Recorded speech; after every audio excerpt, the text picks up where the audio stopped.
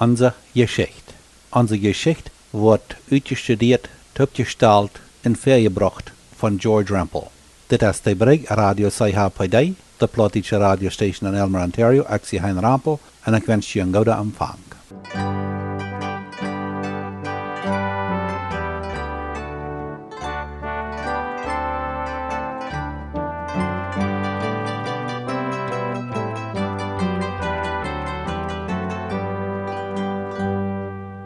Onse Jeschicht Nummer 25.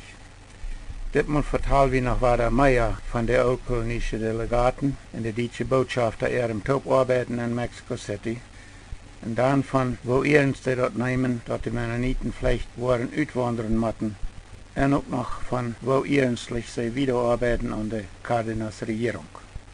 Wir haben uns all mal davon vertalt, dass die oldkolonische Gemeinde dort in Mexiko sehr schwer gefangen hat, ihr Lohn zu bezahlen, weil sie dort so viel zu dir gekauft haben. Die Gemeinde hat die Wesenamtskost 1935 noch lang nicht alles zurückgezahlt, was sie angelegt hat. Und die hat auch noch viel Schulden an so eine Familie, von der sie in den 1920er Jahren viel Geld gelegt haben, um dort viel zu dir gekaufte Land an die Zuluagas zu bezahlen. Und wenn wir dort alle in Betracht nehmen, wo die Mennoniten ihre finanzielle Lehre in Mexiko 1935 war, wofür Schuld die Gemeinde noch hat und wo arm auch die meisten von den Kolonisten geworden wären, dann ist das ganz klar, dass die Mennoniten auf keinen Weg hatten konnten uitwandern, ohne sehr viel finanzielle Hilfe. Das sagen die deutsche Botschafter auch gut. Da werden die ihre Arbeit für die Mennoniten alle unbetalt. Und das wird zum großen Teil auch Krieg da werden, dass die oldkolonische und sommerfälsche Leiter, dass sie die Tauroden sich dem Deutschtum anzuschließen. Dann, wenn sie dort gehören würden, dann können auch mit viel Geld gehalten werden zum Uitwandern. Manche Vorsteher in uns ihre Korrespondenz mit Hugonatus sind viel Beweise dafür, dass der Volksbund für das Deutschtum im Ausland durch die deutsche Botschaft in Mexico City die Mennoniten 1936 bis 1939 viel verschiedene Bücher und Zeitungen geschenkt und geschickt hat. Auch dort auch die deutsche Schule in Mexico City die Mennoniten verschiedene Bücher geschenkt und geschickt hat. In einem Brief, geschrieben am 29. Juli 1936, schrift Hugonatus, dass er gerade mit Ferrocarriles Nacionales geschenkte Bücher für die mennonitische Kinder und Jugend aufgeschickt hat, auf die Adressen von A.A. Martens in Patos Durango, Cornelius Schmidt in Scheindorf für die Swift-Kolonie, Vorsteher Gerard J. Rempel in Blumenort für die Manitoba-Kolonie und Vorsteher Johann Dick von Santa Clara für die Sommerfelder. Natus sagt, diese Bücher können entweder aus Bibliothek wo taub bleiben und von dort ausgeliehen worden, oder die können auch an einzelne Kinder für besonders gute Arbeiten in der Schule verteilt worden. Und dann sagt Natus wieder in seinem Brief, weil es mit der Leshunger in jene Siedlungen bekannt ist, habe ich bei jeder Park Bücher und auch noch verschiedene Hefte und Zeitungen beigelegt für große Menschen zum Lesen. Ich hoffe, jene Kinder und Jugend werden große Freude daran haben, diese Bücher zu lesen. Nu ist noch mal ein Bild von was von der Oldkolonie ihrem Schulverbetern geredet wird in Mexico City. Die deutsche Botschafter haben mit oldkolonische Oms und Vorsteher all viel darüber geredet, dass die oldkolonische und sommerfälsche Gemeinden ihre Schulen viel zu weit raufgekommen wären in ihre schwere Pioniertät und dass sie sich würden motten ein Schulverbesserungsprogramm einrichten und anfangen ihre Schulen zu verbessern, wenn sie auf der Land irgendwo in dieser Welt wollen ihr eigenes Schulwesen holen können. Einmal als Oms Vorsteher und deutsche Botschafter in Mexico City weiter von Schulverbesserern geredet hatten, dann hatten die Oms gesagt, sie lebten, sie würden dort Tüß auf ihrem Donnerdagsitz so verstahlen können, dass Oms und Ältestas willig sein würden, mit Schulverbesserung anzufangen. Und dass sie sich dabei auch von der deutschen Botschaft würden halten lassen. Lothar noch mal mehr davon. Deutsche Botschafter in Mexico City haben sich durch Oms und Vorsteher auch Adressen von so einer mennonitischen Familie sammeln und checken lassen, die sie glaubten, vielleicht hier in deutsche Zeitungen lesen würden. Und dann checkten sie lang immer so eine Lied eine gewisse Tijdschrift umsonst zu. Ich weiß noch, dass in Blumenurt auch so eine Lied wären, die diese deutsche Tijdschriften zugeschickt kriegen und auch hier losen. Die vier Oms, Johann Peiwal, Peter H. Klassen von Durango, und Abraham Dick von der Manitoba-Kolonie in Chihuahua und Cornelius Schmidt von der Swiftcurrent-Kolonie, hadden met Hugonatus en andere deutsche Botschafter in Mexico City taub, die ihrem langen Taubarbeiten an de Mexikanische Mennoniten ihre Schulvrijheden al veelmaal lang darüber geredet, dass die Mennoniten ihre Schulen sehr neidig zu verbessern fehlten. Diese vier Oms und alle deutsche Botschafter sagen dort scheinbar an, dass die Mennoniten helpbrocken wurden, um ihre Schulen verbessern. Sie werden sich scheinbar daran einig, dass diese Help wird von Deutschland kommen müssen, durch die deutsche Botschaft in Mexico City. In diese Oms lebten scheinbar alle, dass Älteste, Oms und Vorsteher sich würden einig worden können, mit Schulverbesserung anzufangen, auf die Mennoniten würden in Mexiko bleiben können oder auf die würden nur ein anderes Land auswandern müssen. Bei 1940 korrespondierten Johann Peiwal, Abraham Dick und Vorsteher Gerard J. Rempel noch einmal mit Hugonatus in Mexico City. Im Namen von dem Deutschtum im Ausland laut Hugonatus 1939 Johann Peiwal, Cornelius Schmidt, Abraham Dick und Vorsteher Gerard J. Rempel an, mit nach Deutschland zu fahren, da mit dem Deutschtum und mit dem deutschen Volk mehr bekannt zu werden. Und auch sich durch allerhand wiesen zu lassen, von wo in Deutschland gewirtschaftet wird. Und Natus sagt, am liebsten würden sie auch ein paar große mennonitische Jungs mitnehmen nach Deutschland. Natus sagt, diese Männer, dass dort Deutschtum alle Reiskosten bezahlen wird von Tampico nach Deutschland, während ihrem Besuch in Deutschland und war der Krieg bei der Stadt Tampico in Tamaulipas, Mexiko. Natus schrift in einem Brief an Vorsteher Gerard J. Rempel, dass Johann Peiwal von Patos, Durango, zugesagt hat, mitzufahren nach Deutschland, wann Cornelius Schmidt und Gerard J. Rempel auch mitfahren wollen. Aber ich finde keine Beweise dafür, dass von diesem nach Deutschland fahren mal was geworden ist. Deutschland war von 1939 bis 1945 sehr am Zweiten Weltkrieg verwickelt und dann wurde bald keine deutsche Botschaft mehr in Mexico City. Verspielt Deutschland den Krieg und wird dadurch bankrott geworden. Die Mennoniten, ihr Kontakt mit Deutschland wird ganz zum Ende gekommen.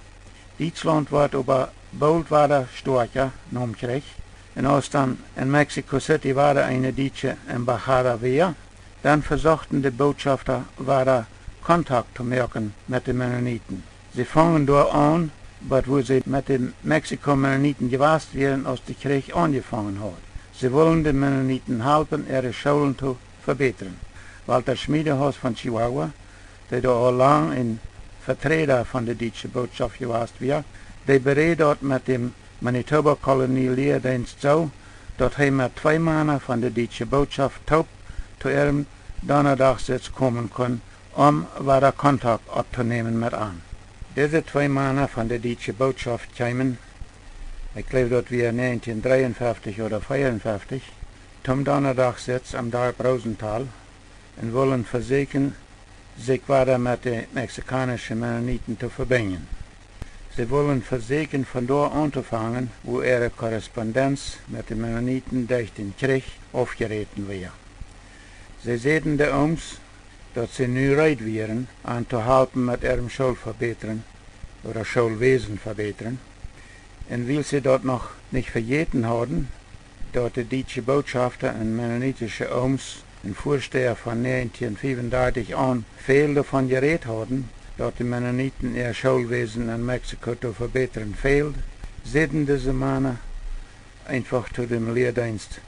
Die deutsche Botschaft ist nüberlich, so viel von jungen mennonitischen jungen Männern, als die Darfschulen haben, nur Mexico City zu nehmen en die door als schoolleeraars uit te leren oder ver te bereiden, zodat de Mennoniten ihre eigene geleerde schoolleeraars haben können, um ihre Schulen selbst verbeteren. En sie zeiden, dat waar we alle betonen, de Mennoniten wordt dat nichts kosten. Aber der Älteste seht zu diese Männer kort und klar. Unsere jungen Männer blieben kalt hier auf unserer Kolonie. Die wurden nicht nur der Großstadt genommen. Auf dem Ältesten seine entschiedene Antwort früher der deutsche Botschafter, es dort bei you Glaubenssach, dass jene Lied nicht an der Großstadt wohnen dürfen. Und der Älteste seht kort und einfach, ja, dort ist Glaubenssach bei uns. Unser Lied dürfen nicht an Städter wohnen. Und dann sehen die Botschafter, dann wollen wir dort nicht an schädern. Oder auf Jüdisch, dann wollen wir daran auch nicht rütteln.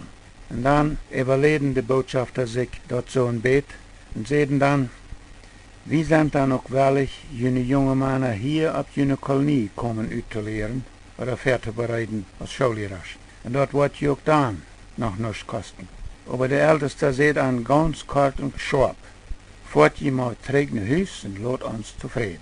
Und wir wollen sie zufrieden lassen. Diese beiden deutsche Männer fuhren mit Walter Schmiedehaus top ganz enttäuscht von der ukrainischen Oms ihren Donnerstagssitz weg.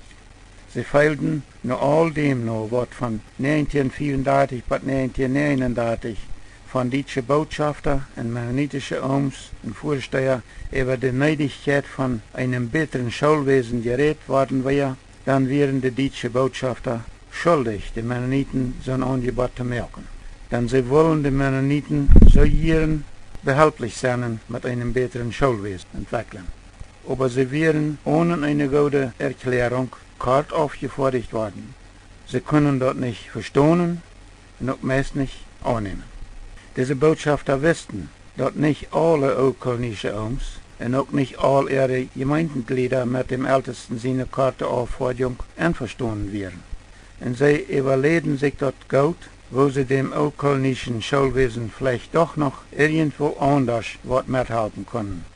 Sie sehen sich, die deutsche Botschaft in Mexico City hat die Mennoniten von 1935 bis 1939 all viel Bücher und Tijdschriften geschenkt und viel Lied haben dort sehr geschätzt. Und sie beschlossen, sie würden den Mennoniten nu auch noch weiter 40 Sets von gute Lehrbücher schenken, die so viel als möglich an so eine Schullehrers ausgeteilt worden sollen, von denen man glaubt, dass sie fähig und willig wären, guten Gebrauch davon zu machen. Und dann, wenn man nicht 40 so eine Lehrers finden kann, dann sollen die ewige Bücher an so eine Familie ausgeteilt werden, die auf gute Bücher halten und jeden Tisch lehren wollen, was an ihre viel zu leer gesunkenen Schulen nicht mehr gelehrt wird.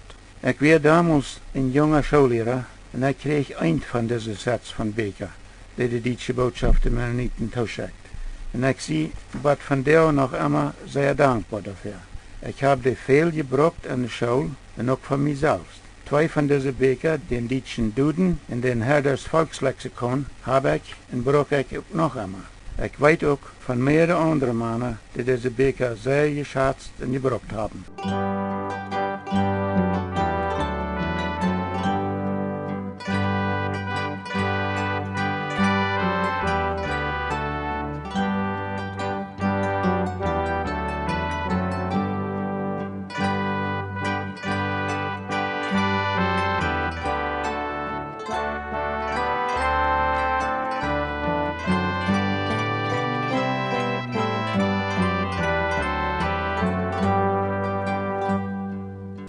En nu war er terug nog, wo eerst dort von den Mennoniten ihre Leiderschaft genommen wordt, dat sie vielleicht würden uitwandern müssen. Und von wo stark sie an nur Paraguay uitwandern dachten. Die deutsche Botschafter versuchten all passende Schäb zu finden und zu bestahlen, die Mennoniten so bosig als möglich alle würden können nach Paraguay bringen, wann dort soll zu einer Uitwanderung dahin kommen. Und wir können noch viel mehr vertalen vom damaligen Reitmärkten nach Paraguay zu tragen. Aber vielleicht würde ich dort zu langweilig werden. Die 1935 Hofskeim in der Lied, die dort so jeden Tag nach Kanada tragen wollen, helfen dem Ältesten beständig denken, dass er an versprochen hat, im Hofs eine Bruderschaft aufzuholen. aber die Ooms verzekeren de Bruderschaft noch einmal ein Bett abzuschuiven. Voorsteher en Ooms willen eerst nog beter reit worden, om de goede mogelijkheden die in Paraguay voor de Mennoniten schijnen te zijn, ook verzekeren aantrekken genoeg vaststellen te kunnen op deze Bruderschaft. En de voorsteher willen ook beter reit worden om de Brüder op de Bruderschaft ook de gemeente ihre financiële leer zoveel klar vaststellen te kunnen, dat zij dat zullen aanzien kunnen dat de meeste lied veel te arm geworden zijn om op eigen kosten uitwandelen kunnen, en dat de gemeente ook veel te arm geworden is om al ihre arme lied helpen uitwandelen te kunnen. Als de gemeente in de 1920 jaren uitwandert van Canada naar Mexico, dan had de oud-kolonische gemeente in Canada niet meer keine schuld, aber ze had veel geld. Ze had veel rijke lied en ihre arme lied waren veel weniger en lang niet zo arm als ihre arme lied nu waren in Mexico. 1934 stuk de gemeente nog veel te diep in zo'n schulden, wat durch dem uitwanderen van Canada naar Mexico entstanden wir. De gemeente heeft nu bloos niet de middel eine totale Uitwanderung te ondernemen en financieren. De voorsteher en de meeste Ooms geloven niet dat de gemeente in ihre schwierige financiële leer ohne sehr veel help irgendwo aan uitwanderen kan. Wir müssen hier aufbrechen, unsere Zeit ist alweer aufgeräumt. Nächstes Mal vertellen wir uns das erste Wort von der Bruderschaft während der scheinbar verlorene Schulfreiheiten in Chihuahua, Mexiko, und dann von der Oldkolonie ihren Freiheiten in Kanada. But nächstes Mal, ich sehe George Rempel.